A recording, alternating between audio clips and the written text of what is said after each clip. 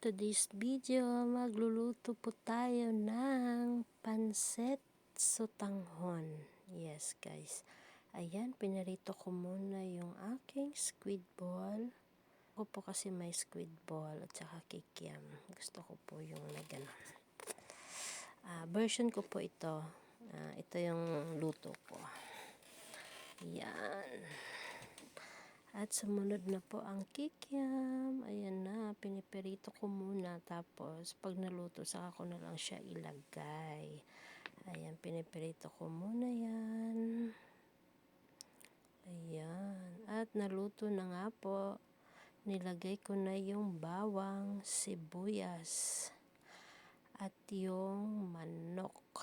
Nilagay ko na yung pinakuluan ko kanina na manok. Ayan, nilagyan ko na po ng mga ingredients. Ayan. At nilagay ko na rin po ang gulay dyan. Ayan. Yan po muna ang una kong ginisa. Pinapaluto ko lang po muna. Actually, half cook lang po yan.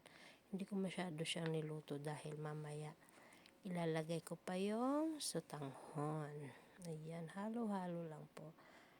At yan po ay sa tingin ko kailangan ko na siyang tanggalin dahil magpapakulo pa ako ng tubig para sa sotanghon. Ayan. Lagyan natin ng konting tubig. Nakalimutan ko pong ilagay yung pinakuluan kong sabaw ng manok. May gulay talaga. Anyway, ayan na. Pinakuluan. Nilagyan ko na po yan ng mga ingredients. Paminta, oyster sauce, soy sauce, ayan. Halo-halo na po yan guys. Yung pakulo na po yan ay nilagay ko na rin yung sotanghon natin. Ayan, halo-halo muna. At nilagay ko na nga yung sotanghon. Ayan, ayan, nahalo ko na siya at nilagay ko na yung lahat, gulay. Pati yung kikiam at fishball. Thank you so much guys sa inyong panunod ng aking video. Don't forget, huwag niyo pong i-skip ang ads. Thank you. God bless you all. Love you all.